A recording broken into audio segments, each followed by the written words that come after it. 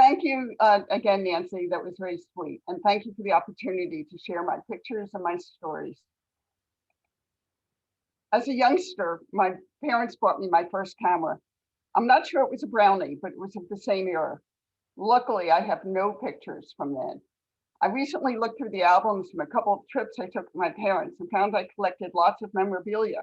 Remember matchbooks? Seems like I picked one up every place we stopped. And my pictures were of people I was with, not the scenery or local people. Today, I want to travel around the world, mainly to locations that are not the standard tourist locations, or so I like to think. My love of photography has grown with my love of adventure and travel. I often say they are supporting hobbies. The more I travel, the more I take pictures, and vice versa.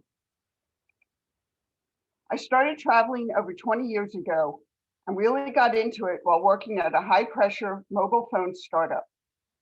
I found that I needed the breaks, and finding weird off-the-track trips were perfect. They were especially good at getting away from a boss who expected us to be reachable 24/7 and had no problems pulling us off of vacation. Physically, with remote destinations and no ubiquitous phone or IT service back then, it was impossible to keep in touch. Politically, getting away was not a good move, but mentally, it was necessary. This presentation was interesting to set up. How long should I leave a picture up? How much photography information should I include? I've tried for a balance and hope it works for you. By doing this remotely, I can't gauge your reactions or adjust as I go, so please bear with me. I will include a few photography hints for those interested. I've noted the location and camera settings on each picture. In the upper right-hand corner is the location where the photo was taken. In the lower right-hand corner is data on the camera settings used. These might be interesting to any photographers in the group. For others, don't worry. Cameras are very smart and will balance these for you, allowing you to override for special effects if you want. The top number is the size of the lens that I used. The larger the number, the longer the lens, and the tighter the shot, usually. The lens size is the digital lens size. Equivalent size in a film lens is 50% more. So a 50 millimeter digital is equal to a 75 millimeter in film. The second number is the aperture, the amount of light being let in. Generally, the larger number will be on scenery, so distance detail will be blurred, and a smaller number will be close-ups with the background blurred. The ISO is the speed of the film, the sensitivity to light. A higher number usually signifies it was dark, a lower number that it was bright. And the final number is how long the shutter was open. And where is applicable, and I know it, I will include the name of the animal or other characteristic.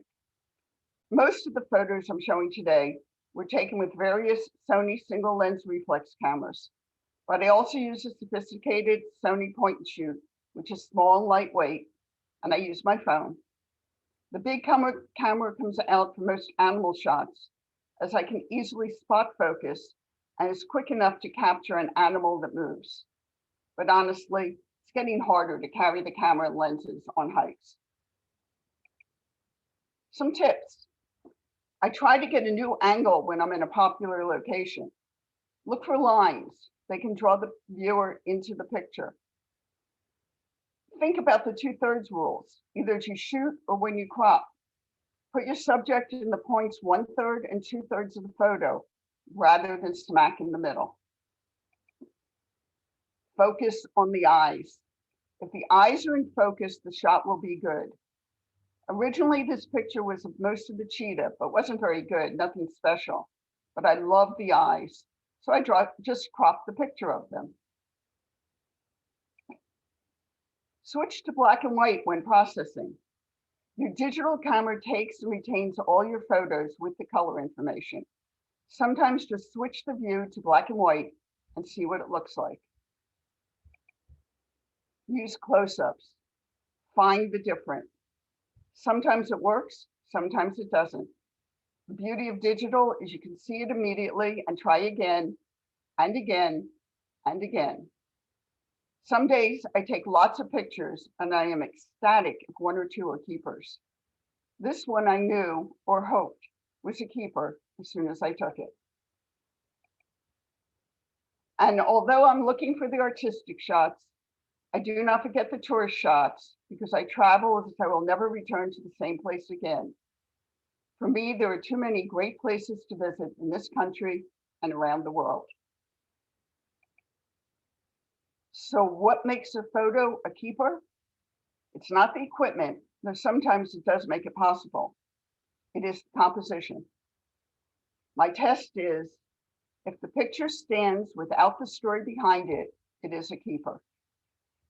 I share only a very small percentage of my photos. My advice overall, change it up. Keep trying, have fun. So on to my adventures. My earliest escapes and passions were for the animals. My favorite bears are the brown bears of Alaska. Brown bears are grizzly bears that live near the water, or grizzly bears or brown bears that live inland. Claire, this mother bear, was glad to share her cubs with us. In other words, she was comfortable with our taking pictures, and we saw her and the cubs a lot. My brown bear photos are all from Katmai National Park and Preserve in Southwest Alaska. The bears of the park are generally habituated to humans, at least where we were. We had great guides who have lived and worked near the bears and understand the relationships, the risks, and the rules. The most important thing to remember, we are guests in the bears' home and must respect their rules and customs. My first time with the brown bears was in the internal part of the Katmai National Park near Brooks Falls. Brooks Falls are the famous falls where you can see bears catching salmon each summer. In the early fall, before the park closes for the season, the bears were generally fat and had heavy coats in preparation for the Alaskan winter. The salmon run was ending, and the bears gave us a great show of catching, skinning, and eating fish. The next trip to Katmai was to the coastal part of the preserve, separated from the interior one by mountains. We flew into a bay, stayed on a converted fishing boat, and each day landed in the preserve and walked the fields with the bears. Mostly we saw mother bears and their young, first and second year cubs.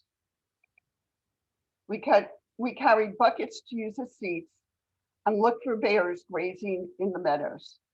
We sat down and waited. We were never disappointed. The bears came toward us. The kids played, the mothers nursed. In fact, the mothers used us as part of an early warning system. We were protecting one side while she was in an open field, or we were closer to a bear that approached from that side. So we were close and got amazing interactions. I couldn't resist including this picture. Motherhood, especially single motherhood, can be hard and tiring. We never approached a bear too close, but the bears several times did get as close as 6 to 10 feet. These babies came within about 3 to 4 feet. When a bear looked like it might approach a little close, the guide would have us all grouped together. The guide carried a flare, no gun or spray, and a loud voice. A loud no works on cubs, just like on our pets. They immediately scamper back to mom and hopefully learn the lesson not to approach humans. In another year, these cubs will be big and no longer so cute. Aren't they cute? These first year triplets were very curious and worried about us. Mama was looking for a male bear that was in the area. Their eyes all on us. My third trip put me back at Brooks Falls, but as the park was closing down for the season, it was us, some fishermen, a few remaining rangers, and the bears. I know I said I never go back to the same location, but Katmai is my big exception. Each of the trips was different. This time all the activity was at the falls. We had quite a show of bears catching the last salmon of the season. The bears knew the people were gone and they would own the park for the next 8 months. They also know that walking is easier on the roads than through the woods. So we ran into quite a few bears while walking on the roads. We would retreat into the woods until the bears passed by, where they detoured into the woods a bit away from us. One pair of young males got a bit too curious, but loud no's and "Mama, get your boys" did the trick, and they left us alone.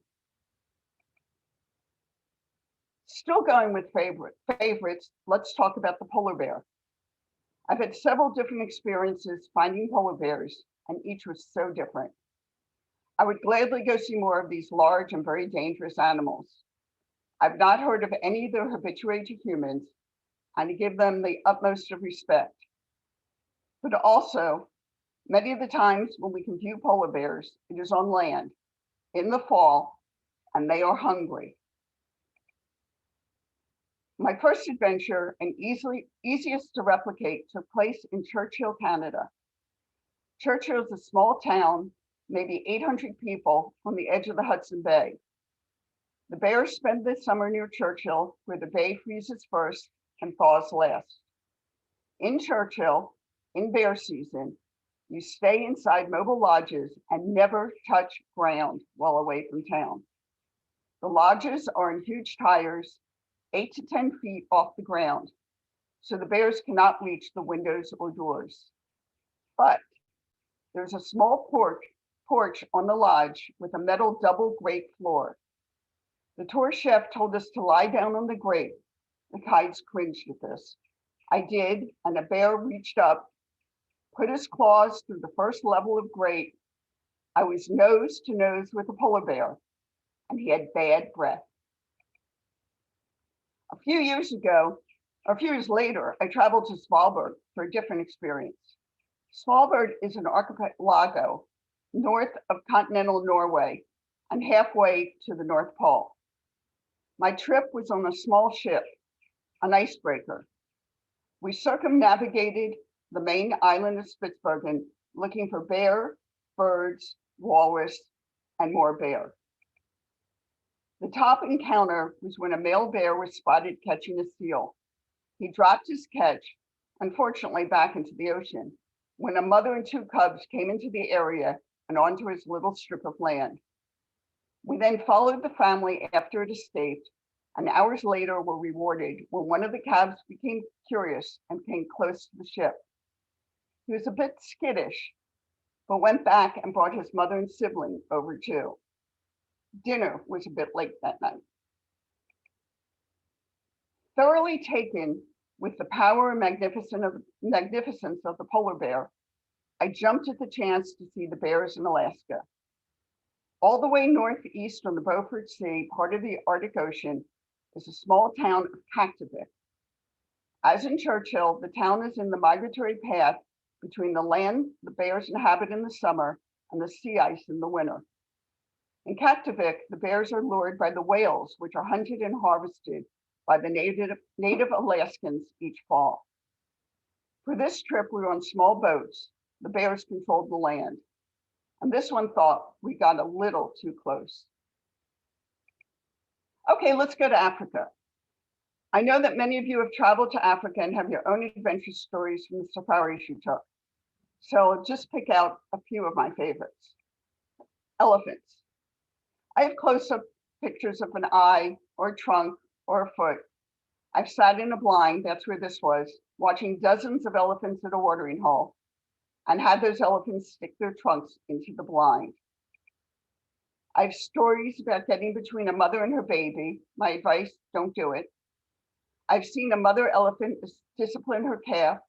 I'm always impressed by their size, of course, by their caring, and their ability to live and work in groups. Cheetahs are probably my favorite African animal. The long, lean body, beautiful face with black teardrops. I had a chance to visit a cheetah rehabilitation center in Namibia and fell in love with these sleek cats. Do you know that cheetahs are the only feline who cannot retract their claws? The lion, of course, must be included. I debated on what picture to use. The absolute highlight of probably any experience I've had was to see 3 lionesses, with 3 cubs and a juvenile, take down a Cape buffalo. I realized that pictures of that might not be appropriate for lunch and learn, so I left out even the non-gory one. If you're interested, I do have a couple of pictures on my website, and the gorier ones are segregated in a separate folder. Of course, there are lots of other favorites: giraffe, hippo, rhinoceros, but there just isn't enough time. While talking about big animals, though, I don't want to miss the tigers in India. You get this close by riding an elephant. That's why I'm looking down on the tiger. So on to the primates. Quickly, here are my 3 favorites. This little guy is a snow monkey, a Japanese macaque. These monkeys live in the mountains of Japan in Jikokwani near Nagano. The monkeys come down to the hot springs every day. They are mischievous. You need to keep track of your bags and equipment and remove anything hanging from your jacket. Orangutans. These orangutans are from the Malaysian portion of Borneo. Many of our sightings were in a park rather than a reserve, not my ideal setting. But because they were so socialized, the pictures were precious. This mother and baby came down to the pavilion where we were gathered. In a more natural setting, we were told to lock the doors in our cabins to keep the curious orangutans out. A bald orangutan. Never saw an orangutan with no hair? The story is that after his best friend died, he mourned, lost his hair, and it never grew back. Animals have feelings too. Oh, I said 3 primates, didn't I? I did not get a great picture of a gorilla. Unfortunately, we were in the woods and it was dark. I did not have the right film in my camera for the light. This was back in film days, and the pictures are not here. But I wanted to mention that if you know anyone thinking about taking a trip to see the gorillas in Uganda and Rwanda, tell them to do it. On our trip, we had to hike up a mountain to spend 45 minutes with a silverback and his family. A great experience and worth the sore feet. On to the birds. Taking pictures of birds can be a challenge. I do not have the patience of a bird watcher, but love when I can catch a great moment. I am an in-the-moment photographer. Bald eagles. They gather near Haines, Alaska at the end of October for the very last salmon run of the season. Some years there are hundreds, other years less, but you can get up close, some without a long lens. If I remember correctly, this one was so close and I had a big lens on my camera, so I could only get her head at first. And then I backed up a bit. I did not realize how big an eagle is. Look at those legs. There was lots of action. The eagles caught the salmon, ate the salmon, and defended their catch from other birds. One of my dream photos, an osprey in flight. We were on the water near her nest. She was fishing and at times dive bombing us. Another dream fulfilled, a picture of an owl. I never have been lucky enough to see an owl close up and get a picture of it. A third bird from the swamps of Louisiana, a Roseate Spoonbill. This small island in the middle of a small lake is basically a sanctuary where the spoonbills can build their nests. Couldn't resist including this picture. Some of the local residents drop off sticks at the lake for the spoonbills to use in building their nests. Talking about birds would not be possible without including penguins. This is a Gentoo penguin. Did I mention I like to get a different viewpoint and therefore a different photo? I had to get in one more penguin picture and give you insight on why I found the Antarctic so wonderful. Besides its vastness, its wildlife, its scenery, I am extremely susceptible to motion sickness. So I never thought I would have the opportunity to get to my seventh continent, the Antarctic. But a wonderful offer found me: fly in, fly out, no water crossing, and at a deep discount for traveling early in the season. Of course, sometimes you have to get away from the animals. When I first started to travel, I decided that if I was traveling internationally, I also had to see our country. I made it a mission to visit 2 to 3 national parks or new areas each year. I don't travel as much now. It was easier when I lived in California, and now there is COVID, but here are some of my favorites. Yosemite, the classic location for landscape photography, and also where I learned a lot about landscape photography. Monument Valley in Four Corners, where Utah, Arizona, Colorado, and New Mexico meet. Or is it better in black and white? Color, black and white. Color, black and white. A classic picture from Death Valley. This was a super long exposure, 15 seconds. That allowed the details and the colors to emerge. The Death Valley is not only about the viewpoints, it is a desert. Notice how high I put the horizon line? I was down on the ground using a tripod that allowed me to get all the detail in the sand. And don't forget Washington. I spent my first year after moving here being a tourist in my new hometown. Lots of memorials, lots of flowers, parades and demonstrations. And sometimes just walking down the street and taking a picture wherever I was, stopping every 5 to 10 minutes. Back to the west and the other Washington. The Palouse is the farming area in Western Washington, south of Spokane and near Washington State University. Most pictures of this area are taken in the spring when everything is green, but I went in the summer for the harvest. The land being harvested was given to a local church when the farmer died. The neighboring farmers worked the land cooperatively and then spend one day with all their equipment in the field harvesting. The money earned from selling the crop goes to the church to support its international outreach. Philadelphia girl out in the field and driving to the silos to dump the grain. I wasn't sure if this conservative farmer was going to leave the liberal woman from out east on the side of the road, but he was a gentleman and we had a great conversation. Still in the Palouse. So there were forest fires to the west. The light was never great for the scenic pictures, which is of course what we went for. So we spent a lot of time looking at antique equipment and dilapidated buildings. Here's another case where I waver between color and black and white. Color and black and white. Personally, I like the black and white, but I have a friend who always opts for the color image. I actually have problems taking pictures of many cities where I cannot eliminate the modern city from whatever I am trying to shoot. Sometimes it's the people, mainly the tourists, who are in the shot. Other times it's the electric lines or cars which ruin the mood. But sometimes you can get the building telling its story all on its own.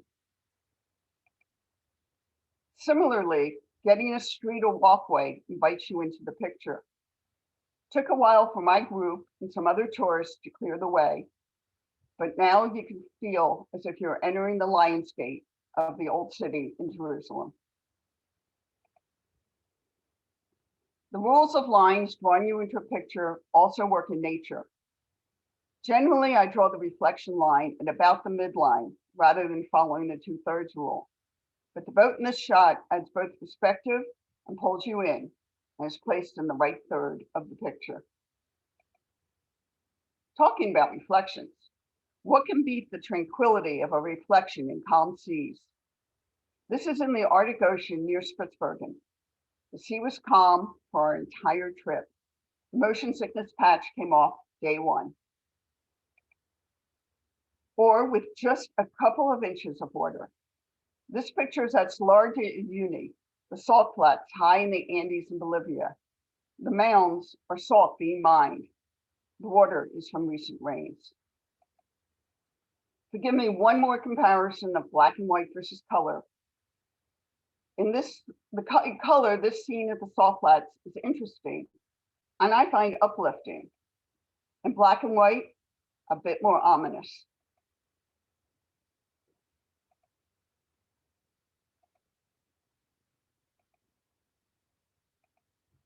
And sometimes the reflection can be the entire frame. Children are always fun subjects, but often if they know you are taking their picture, they get that artificial smile. You know it, you probably have lots of those pictures at home of your kids and grandchildren. I'm not sure what was going on with his serious type. It was a hot day. His father stopped to talk and practice some English, and I got this picture with a look like, who is this strange woman with the big camera? So what do you do when a small boy is in the middle of a busy intersection in Kathmandu screaming for his mother? You are thankful when a local grandmother takes him into her arms, but not before you take a picture. Babies are cute everywhere. Not much to say. The picture speaks for itself. You can figure it out. Taking pictures of people doesn't always mean getting their faces. These young Buddhist monks, boys living and studying at a Buddhist monastery, are a portrait without their faces. I see camaraderie, but don't let them seem too serious. We saw them the previous day when they were supposed to be studying, but were acting like normal kids. These girls were at a school in India. One of my fellow travelers was blocking the doorway, but I managed this shot. I like that everyone has a different expression. I also enjoy taking pictures of adults. Sometimes it's only to remember someone I talked to or attempted to talk to, and sometimes the pictures talk by themselves. The backstory, this man was one of the cadre of men in Mumbai who deliver lunches. Remember the young Buddhist monks? This was at a different monastery in a different country. These men are committed and studious. The method of study was discussion and argument. Sound familiar? Expressions and features are intriguing. From India, two portraits of the same Uzbekistani woman, a story in her face, a story in her hands. This one doesn't need identification, but maybe an explanation. Nancy Pelosi appeared at a congressional fundraiser in San Diego in 2006. Another tip, our eyes usually like people and animals to face to the right and for the action to be to the right. What do you think? Works for animals too. I have reverse pictures and processing to take advantage of this. Excuse me. Perhaps more often than portraits, I'd like to get pictures of people working. A market in Myanmar. Oh, sorry. Selling spices at a market in Bhutan. A leather worker and a shoe repairman in Nepal. A painter in Tibet. Another favorite that stood the test of time, a father and daughter at the end of a long day. Oh, those allergies are wonderful. As a final part of this presentation, let's look at some still lifes. I would like to just go through some interesting perspectives I look for, both when I'm shooting and when I'm post-processing. This is the Al Salam Peace Bridge over the Suez Canal in Egypt. It's almost 13,000 feet in length and is closed to traffic while the caravans of boats pass through the canal each day. The lines are what make this picture work. The birds and the shadows of the birds nail it. I do love the Gentoo penguins in the Antarctic. in the snow with a cute pose, whitening the background even more than it probably was, added to the picture through contrast and simplicity. As I wander in my travels, one of my favorite subjects are doors and windows. Okay, everything is here except for the door.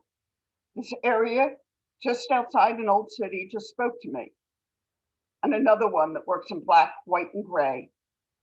It was fairly dark out. The camera adjusted with an extremely high ISO and a fairly long exposure. I once again was lucky. I only had a moment to get the picture. And what would a photographer be without at least one picture of an antique camera? This belonged to the first photographer and cinematographer in Uzbekistan. Thank you for your patience and interest. I hope I got a few oohs and ahs, and maybe that you learned a bit about taking pictures on your trips. If you're interested in seeing more of my pictures, please go to my website. If you're interested in the stories, just ask me. I'd love to share. Now on to Stan. What questions do you have for me? Hiya, Phyllis. Hi, Stan. It's Sid. Just wanted to say that I cannot think of a more appropriate way to think about emerging from our pandemic self-isolation than the global trip you just took us through. Thank you. That was just wonderful. Well, we have some questions. Before we get to the specifics, I just want to ask a general question. CPA professional, maybe multitask capable. What drew you to photography? Actually, I found that a lot of people, when I've asked them, have technical or math backgrounds. I don't know what it is. I've always loved, trying to put something together, never really found photography. And my ex-husband was a photographer, so I never got to take any of the pictures. So it turned out to be a good start. I started with a point and shoot, then 2 point and shoots, and then finally bought my first single lens. And from there, it's just history. And were you eager to get into the darkroom yourself? How did you proceed with? I never tried the darkroom. I had this wonderful neighboring film developer back when I was in film. That would also give me comments into what I had done, including one where I took a really bad picture from a movie train. And it was completely blurred, of course. It was on film. And when I picked it up, he would not give me my pictures. He started giving me a lecture on taking moving pictures. So I explained what it was and that I really did know better. Oh, that's wonderful. So you didn't go into the darkroom, but with the marvels of digital photography, you're able to do the equivalent. You become the master of everything. Would you talk about that experience a little bit? Yeah, it took me a while to switch over to digital. I was really waiting for I was using then Sony's one of the predecessors, and Minolta, and they didn't have one of the early digitals.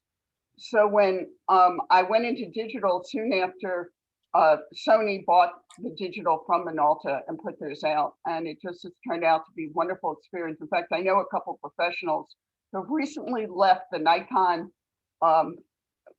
family to go into using Sony. And from there, I learned how to do the post-processing. And that was a result of a course I took at a college extension course while I was in California. We were taking night pictures and they included learning how to develop them at the same time. So using Lightroom or Photoshop. Okay, from the collection of questions on our chat, and just to remind everybody, if you have a question you'd like to ask, just go to the chat and send it to everyone. From David Diskin, how did you capture an orangutan close up without a big zoom?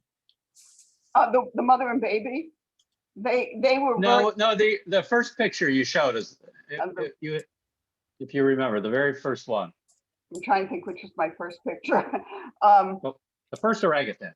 And I didn't have a big lens on. They were pretty close. In some of the preserves, they could get close. In fact, in one, we were walking and we had gone up to another feeding area. They had feeding areas and you could watch them being fed. And so they were used to having humans around. And one time we walked up to another feeding area, didn't see any. On our way back, ran into one of the keepers walking along with an orangutan, holding him by hand. So they were getting pretty close to us in the preserves where they're used to it. Well, David has some other questions that really get to the art that you are performing here. How do you go about getting permission for your photos from people, or do you even think about it?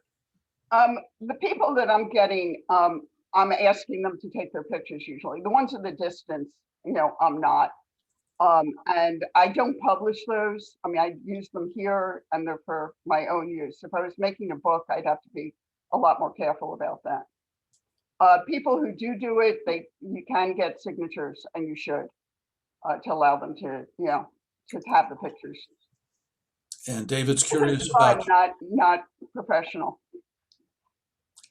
David is also curious about the editing software you use for post-processing, and he asks if you use the RAW format. Tell us what that is. RAW format captures the most information about every picture. And so therefore you can pick when you go into post-processing what you're going to use. And so it's an option on many cameras. Many just let you use JPEG or TIFF. If you are using and want to keep working with your pictures, use JPEG, because you can copy them and save them and use them and save them, and you won't lose your original. You'll be able to keep it, where TIFF will degrade. RAW is sort of the ultimate because it lets you get to all the light and the color and keep going back to it. And always save your original if you're playing with it in post-processing, in case you want to go all the way back to the beginning. As one who is just starting to do a little photography myself with a camera, a phone, I wonder, do you download everything onto a laptop or a PC, or do you do everything within the phone itself, which would seem kind of confining? No, I do. I download everything. I actually put it on a hard drive and save the original. I make 2 copies when I'm in the field. So when I'm taking a lot of pictures, because I can take hundreds a day and cards fill up and you really can't carry that many cards. I often will carry a laptop with me or some device that I can download the pictures into, so that when I leave, so even in the field, I always have at least 2 copies, the one on the card, the one in the computer, and sometimes 3 so I can reuse the card. You never know when one of these devices is going to fail on you, so you want to have them in multiple places. Oh, yes. And are you able to use thumb drives? Yeah, I use thumb drives when I'm traveling that I put, I will take along, if I have a laptop with me, I will just copy the whole card every night onto the thumb drive where the pictures I took that day. And then when I fill the card, if I can, I will just save that card. So I now have 2 copies. I'll also copy the thumb drive onto my laptop so I can leave with 2 or 3 copies even while I'm in the field. Okay, we have some questions related to the travel aspect of your photography. Okay. For example, from Laura Ferguson, were your travels to remote locations mostly with tour groups? Yes. I have gone a few places where English is spoken. Like the Cheetah Rehabilitation Center, that was easy. I was on my own. All the remote places, I am in a tour group. My favorite, I'll give them a bit, is Natural Habitat Adventures, nathab.com, who do small adventure tour groups. So the group sizes are never more than 12 to around 12 people. My smallest group with them was 2, which was that trip to Africa where we saw the lion kill.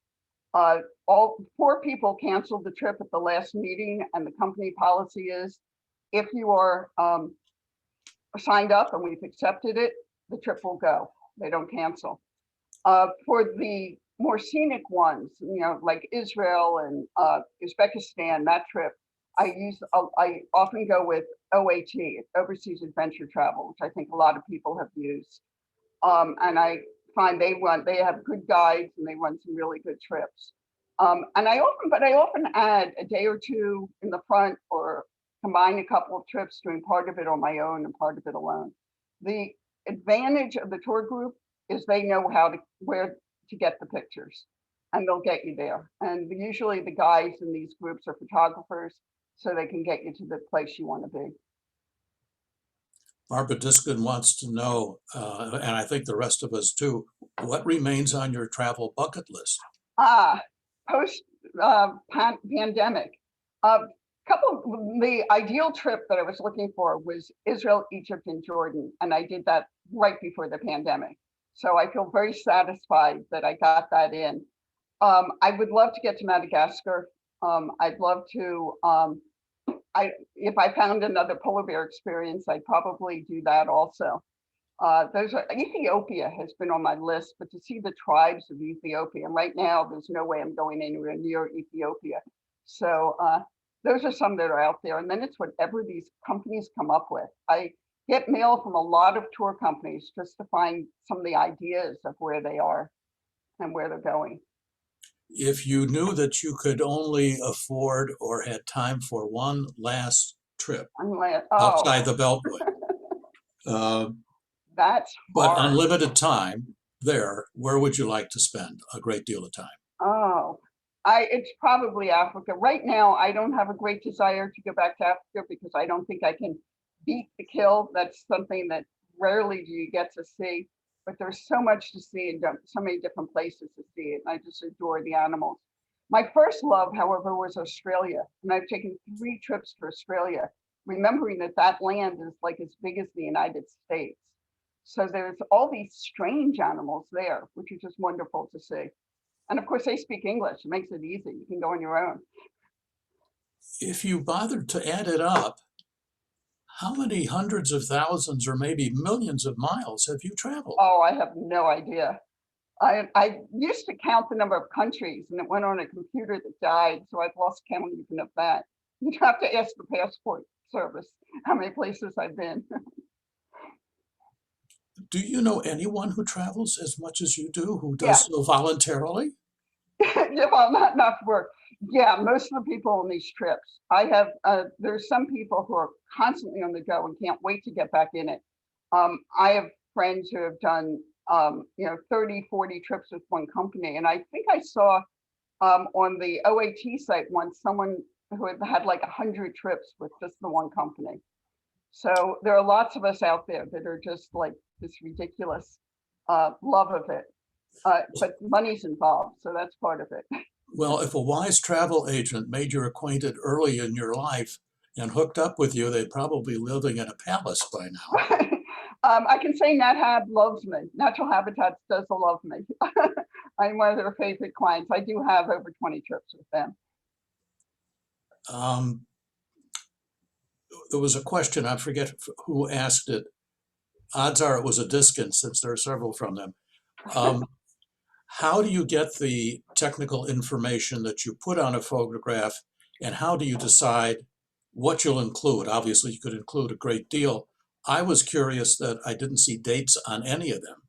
And once I learned that the omission we made in our lives is to fail to date the backs of the photographs we have, you know what I'm talking about. Yes. So why aren't they, where are the dates? The dates I have, they're on the record. They're on the photo record, so that whenever I go back into my photos online on my computer, I can see the dates. And the camera, when it downloads into Lightroom or any of the processing agents, keeps all that information. So when I was putting this together, I just went back and looked at the pictures, looked at my website, and they both have the information on the photo. I'm really bad about taking notes along the way. I went to Iceland once with all those wonderful long names that are full of consonants and counted on someone else taking notes because I had no idea where I was. Thank you, David. You have mentioned your website. I've been there once upon a time. but And people you would got like me to. into this, Sid. Huh? You got me into this if you saw Okay. my website. Would you give us your website? And we have Put it in another. I put it in the chat for everybody. Yeah, Oh, okay. That's pdphotography.smugmug.com. yeah, at smugmug.com. Okay. Oh, that's Co-host Nancy, how are we doing on time?